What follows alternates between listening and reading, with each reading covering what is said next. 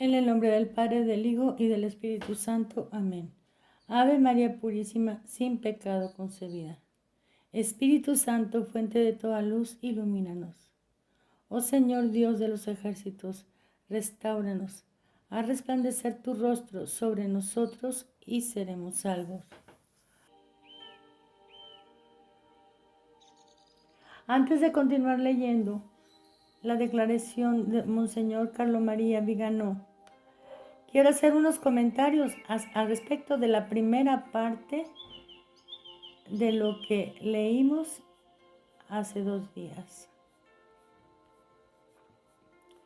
Cuando Monseñor Viganò inicia su declaración leyendo a Monseñor Lefebvre, es para que ustedes se den cuenta, hermanos, para todos los que no lo sabían o lo han olvidado o lo han pasado por alto, que esto no comenzó ayer. Y también quiero aclarar que no solo fue Monseñor Lefebvre quien fue excomulgado. Él fue el más mediático, porque se le excomulgó públicamente. Pero hubo excomulgados de los cuales solo supo su diócesis o los fieles de su parroquia. Quede claro pues que hubo quienes con gallardía defendieron no solo la misa sino la fe. Porque, hermanos, lo que nos une con los apóstoles es la fe inmaculada, que nos llegó a través de sus sucesores. No es a través de los edificios, ni aun de las estructuras que en ese entonces eran las más básicas. Lo que nos mantiene unidos, repito, es la fe, pues sin fe es imposible agradar a Dios. Nuestros hermanos hacen mucho hincapié en la Santa Misa y en el latín, pero sepan que no solo cambiaron la misa, cambiaron todos los sacramentos, dejándolos en su mínima expresión, sino que alteraron la fe. Así que no solo cambiaron la misa y todos los sacramentos, sino la fe. Y como le tienen igual odio que Lutero al santo sacrificio del altar, que corresponde a la fe que profesamos, la cambiaron. Pero esto debe quedar bien claro, que los que se opusieron al Vaticano II no eran unos románticos nostálgicos apegados a las antiguas formas, como burlonamente refiere Bergoglio. Eran creyentes fieles que vieron cómo se les estaba cambiando la fe, igual que los sacramentos. Esa fue la razón de que algunos como Monseñor Lefebvre levantaran la voz y fueran excomulgados.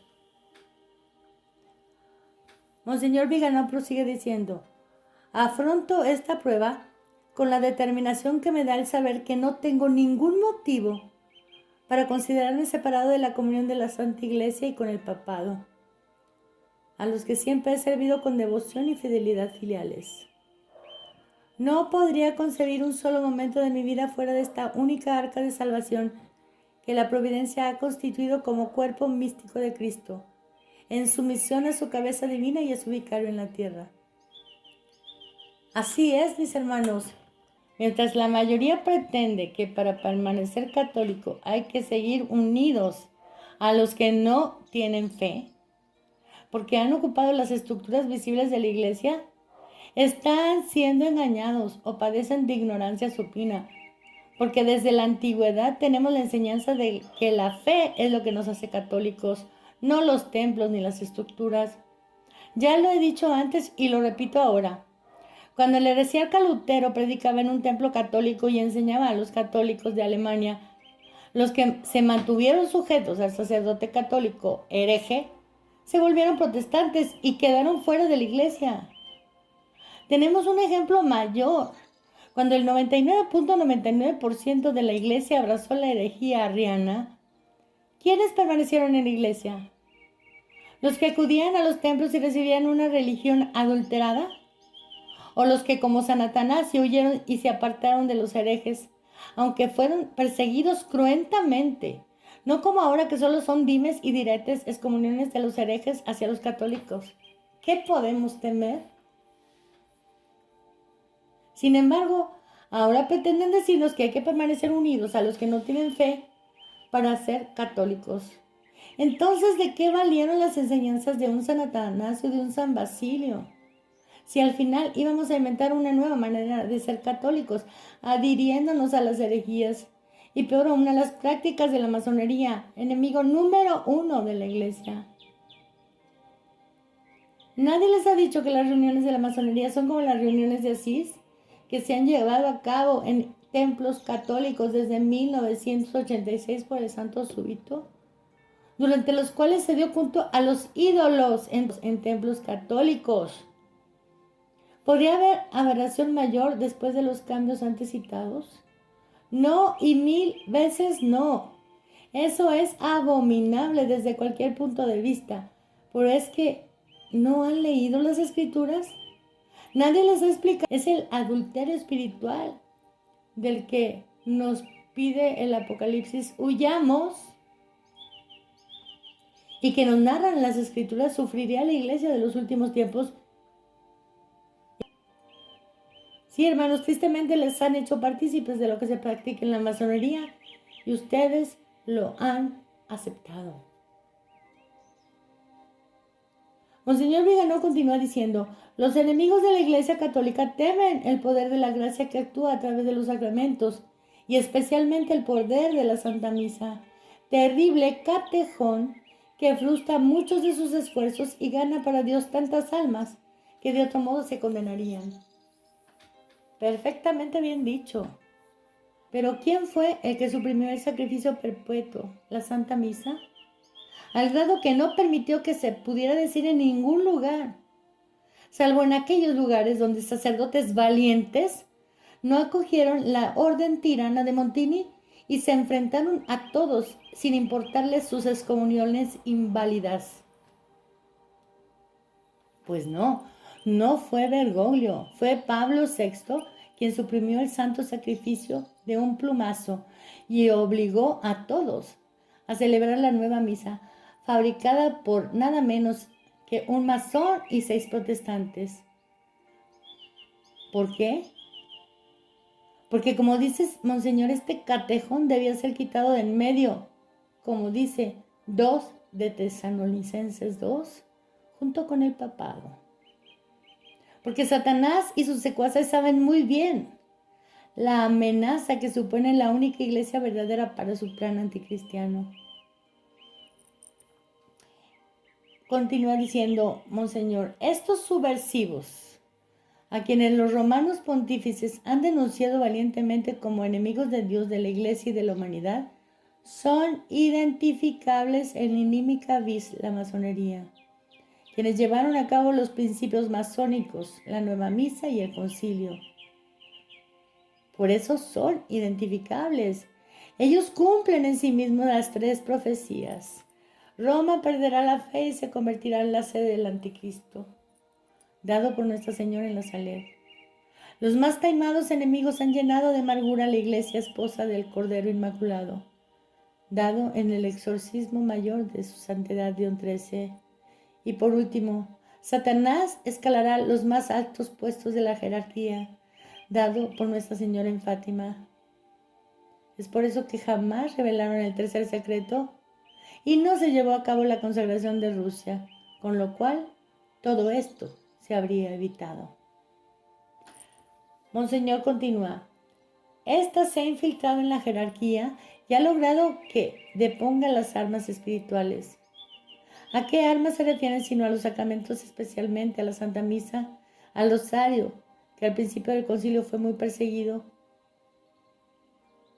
Abriendo las puertas de la ciudadela al enemigo en nombre del diálogo y la fraternidad universal. Comentario. No solo abrieron las puertas, sino las ventanas para que los enemigos entraran sin recato y con su ayornamiento o su puesta al día con el mundo, dieron fin al antiguo régimen, a la antigua religión, destruyeron los muros y depusieron las armas, entregaron vilmente la iglesia a los fines de la masonería. Continuamos, Señor.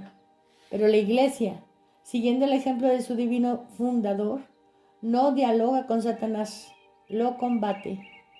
Así es, hermanos, la Iglesia Católica permanece firme y sigue a su divino fundador y a los santos papas anteriores al concilio. Ha combatido las herejías del Vaticano II desde su puesta en marcha y aunque fueron poquísimos, aún hoy siguen dando frutos. Las causas de la crisis actual. Monseñor Viganò cita a Romano Amerie en su fundamental ensayo Iota Unum, mencionando que esta entrega cobarde y culpable comenzó con la convocatoria del Concilio Vaticano II. ¿Quién convocó al concilio e hizo esta entrega cobarde y culpable? La respuesta es obvia, el mismo que se negó a dar a conocer el tercer secreto y a consagrar a Rusia al corazón inmaculado de María. ¿Por qué permitió que primaran los principios masónicos antes que los católicos en el concilio, permitiendo que fueran tirados a la basura los trabajos preliminares y en su lugar entraron los que tenían planeados los modernistas, especialmente los del Rin, del que Ratzinger era periti y de cuya actuación podemos enterarnos en el libro El Rin desemboca en el Tíber. Así fue como llevaron a cabo la Revolución Conciliar, el 1789 de la Iglesia, como dijera el cardenal Suenes, tomando por sorpresa a la mayoría y siendo estos herejes avalados por los papas. Continuamos, Señor. Es inútil buscar otras razones. Los documentos de las sectas secretas prueban la existencia de un plan de infiltración concebido desde el siglo XIX y llevado a buen término un siglo después. Los documentos a que se refiere Monseñor son los de la alta venta carbonaria que fueron encontrados providencialmente y dados a conocer por la Iglesia desde 1800. Y todo lo que ellos anunciaban llevarían a cabo fueron llevados a la perfección. Les invito a leer ese documento para que comprendan lo que habían planeado y quién lo llevó a cabo. Continuamos, Señor. A partir del concilio, la Iglesia se ha convertido entonces en portadora de los principios revolucionarios de 1789, como han admitido algunos de los partidarios del Vaticano II, entre los que se encuentra Ratzinger. Hay muchos escritos de él donde dice que los principios de la revolución fueron traídos a la Iglesia. Esto es sumamente importante porque existen aparte documentos y los mismos francmasones dicen abiertamente que tanto Roncalli como Pablo VI pertenecían a la Logia de París. Juan Pablo II recibió el premio Galilei de la masonería y tanto él como Benedicto fueron visitados por la crema de la misma, la Veina Hybrid. Continuó con la declaración de Monseñor Viganò. El cambio, o mejor dicho, el ayornamiento, ha sido tan central en la narrativa del concilio como para construir la marca distintiva del Vaticano II y situar esta asamblea como el terminus postquem que sanciona el fin del ancien regimen, el de la vieja religión, el de la misa vieja del preconcilio y el comienzo de la Iglesia conciliar con su nueva misa y la relativización de los dogmas. Comentamos, en nuestro video titulado ¿Dónde fue cocinado el Vaticano II? Ustedes pueden ver cómo todas estas cosas fueron planeadas por la masonería para neutralizar la Iglesia y utilizarla para sus fines. No solo habla de la nueva misa, sino del nuevo sacerdocio y el nuevo papado. Desechar las vestiduras sacerdotales y lo vemos en las nuevas construcciones de las iglesias y sus imágenes, como la sala de audiencias de Pablo VI que tiene forma de serpiente, de cuya boca los papas conciliares dan cátedra, mientras a sus espaldas una imagen espantosa de un Cristo maltrecho resucitando de entre una hecatombe nuclear Y los católicos impermeables al espanto que esas imágenes suscitan, los visitan sin mayor problema. Pero ahora son literalmente blasfemas. Y estas las puedes encontrar en todas partes. Son espeluznantes. Solo tienen que googlear arte blasfemo en Italia y les van a salir cosas que verdaderamente lo dejan a uno helado de cómo este mundo sigue girando ante tal blasfemia. O arte blasfemo en Viena del cardenal Schönborn, el muy querido por Ratzinger. O arte blasfemo en Francia. Son unos malvados que no solo no son católicos, sino que odian todo lo que es católico. No se puede entender esta complicidad con el mal. ¿Cómo es que se sienten tan apenados de separarse de tal escoria? Volviendo al tema, ¿cómo se hizo para la relativización sustancial de todos los dogmas? Con la gran idea de Ratzinger, los dogmas evolucionan. Son para un tiempo y luego ya no sirven para nada. Para él, fuera de la iglesia no hay salvación, es un triunfalismo que ofende sus oídos ecuménicos. Y el retorno a la verdadera fe de los herejes y cismáticos no es una opción. Cada cual debe permanecer creyendo en lo que se le pegue la gana y aun si no cree. Todos unidos bajo la sombrilla del nuevo arquitecto universal o de la madre tierra, a la que todos debemos adorar. De ahí el rosal en el centro de las reuniones de Asís y la Pachamama entronizada en el Vaticano en 2019. Pero es que de veras, hermanos, con todo y eso, ¿aún se pretenden católicos? Continuamos, señor Vigano. Entre los partidarios de esta revolución aparecen los nombres de quienes hasta el pontificado de Juan XXIII habían sido condenados y apartados de la enseñanza por su heterodoxia. La lista es larga y le vamos a añadir algunos nombres porque Monseñor solo menciona a Ernesto Bonaiotti. Pero en el index figuraban Urs von Balthasar, Yves Congar, Joseph Ratzinger, Karl Rahner y Henry de Lubac, entre otros, muy amigos de Ratzinger, por cierto. Y todos ellos fueron llamados por Juan XXIII como peritis para el concilio. Se les rehabilitó, aun sabiendo que sus doctrinas estaban condenadas. Se les permitió deshacerse de los trabajos preliminares que habían sido hechos para el concilio y se les dio carta blanca para hacer lo que quisieron. Y así fue que con la ayuda de Roncalli y de Pablo VI, que estos llevaron a cabo su revolución. Monseñor hace referencia a Ernesto Bonaiotti, excomulgado Vitandus, amigo de Roncalli, que murió impenitente, porque un obispo le ofrece una misa. A este obispo había que advertirle que la condena por la promoción de un hereje, según la bula cum ex apostolatus officio, es la excomunión ipso facto. Pero igual lo será para los promotores de los papas conciliares y posconciliares, porque ellos también son herejes y explícitos. La iglesia y la anti-iglesia. Estoy pues citado ante el tribunal que ha tomado el lugar del Santo Oficio para ser juzgado por cisma, mientras el jefe de los obispos italianos, enumerado entre los candidatos papales y completamente en línea con el Papa, celebra ilícitamente una misa de sufragio por uno de los peores y más obstinados exponentes del modernismo. Nos encontramos en la situación surrealista en la que una jerarquía se define católica y por lo tanto exige obediencia por parte del cuerpo eclesial, mientras que al mismo tiempo profesa doctrinas que antes del concilio la Iglesia había condenado. Y condena como heréticas a doctrinas que hasta entonces habían sido enseñadas por todos los papas. Esto sucede cuando se quita lo absoluto a lo verdadero y se lo relativiza, adaptándolo al espíritu del mundo. Comentamos.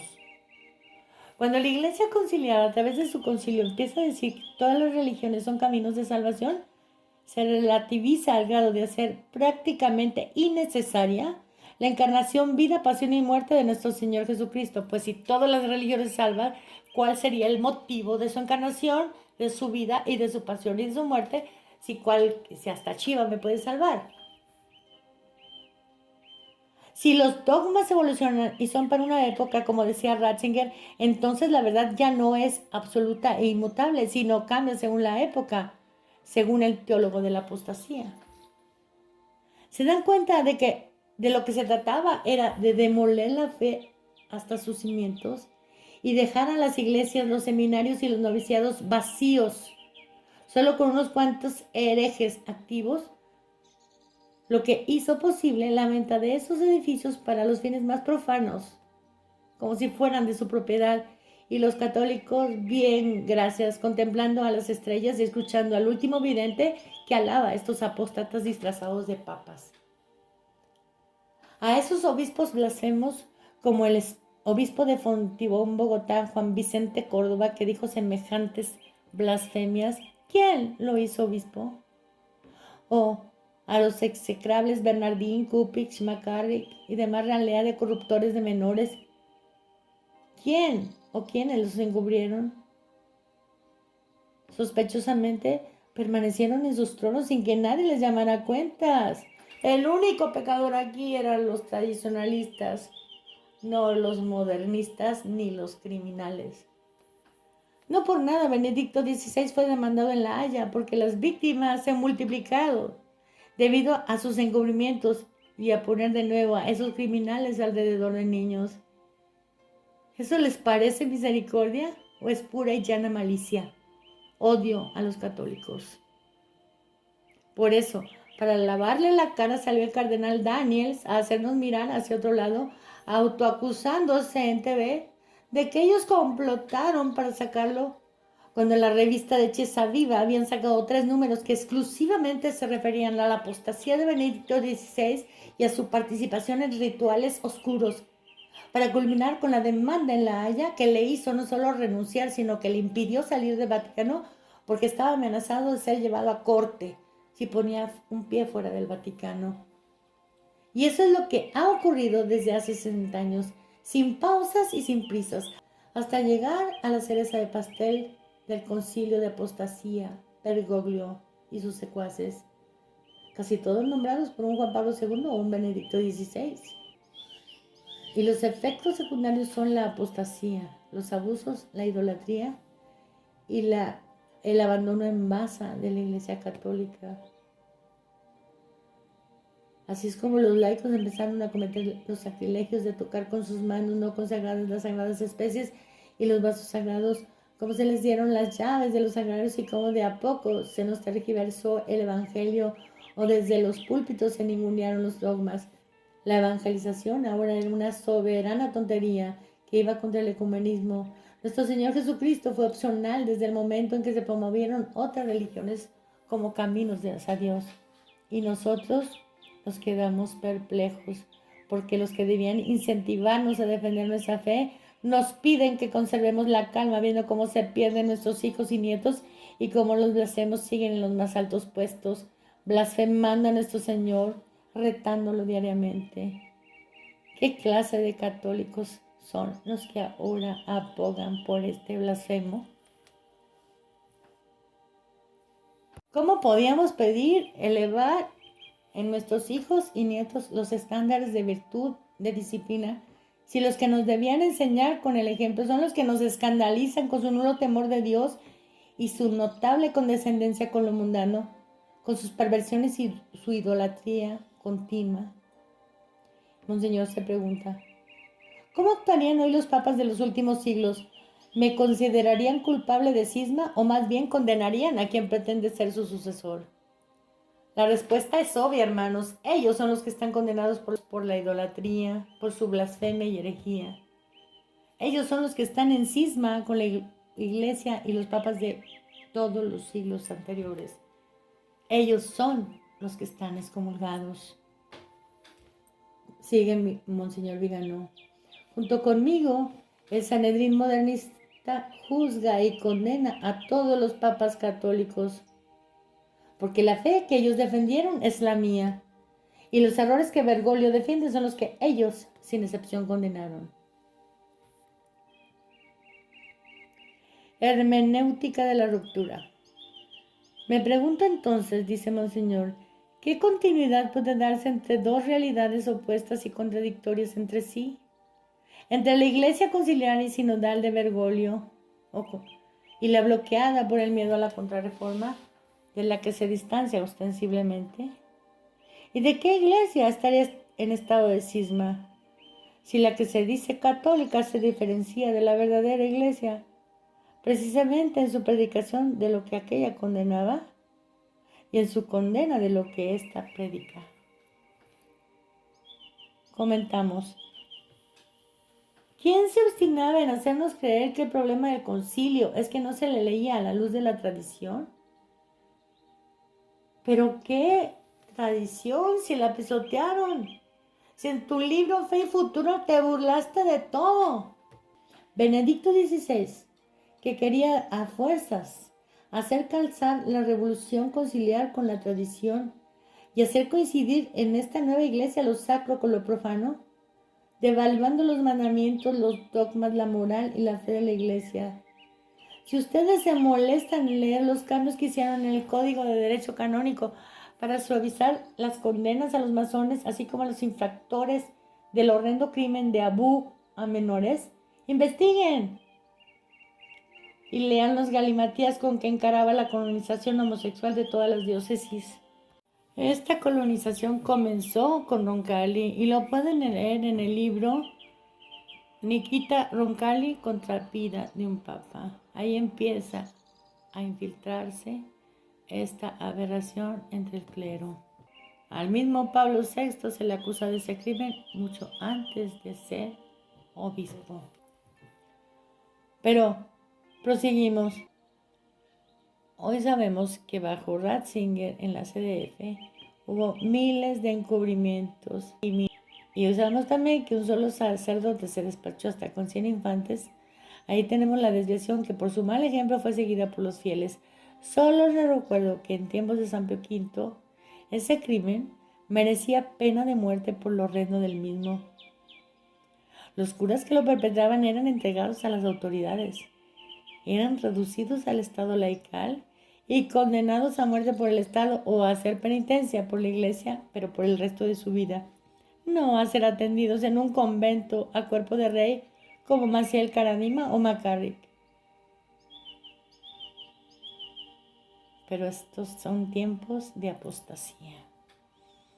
Continúa Monseñor. Los seguidores de la Iglesia Conciliar responderán que ello se debe a la evolución del cuerpo eclesial en una renovación necesaria. Mientras que el magisterio católico nos enseña que la verdad es inmutable y que la doctrina de la evolución de los dogmas es herética. Este es nuestro comentario. La Iglesia Católica sigue firme. En ella las puertas del infierno, las herejías no han prevalecido. En la Iglesia Conciliar, ni qué hablar, en ella la cloaca de todas las herejías, el modernismo ha sido su fundamento.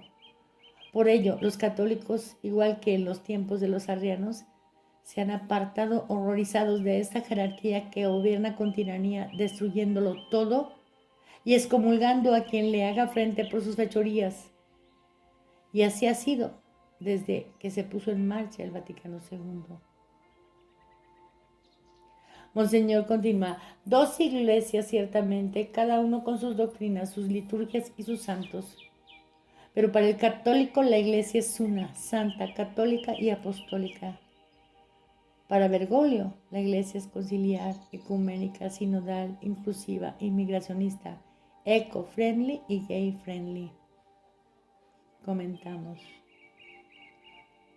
Dos iglesias, una santa, católica y apostólica, cuyos dogmas son inmutables como su creador, y una conciliar y profana, masónica, que ha servido como instrumento para la edificación del nuevo orden mundial, para eclipsar a la iglesia dejándola en un estado tan precario de ya no poder llenar más las catedrales hoy convertidas en museos o vendidas para los usos más profanos de manos de los autores de la Revolución Conciliar.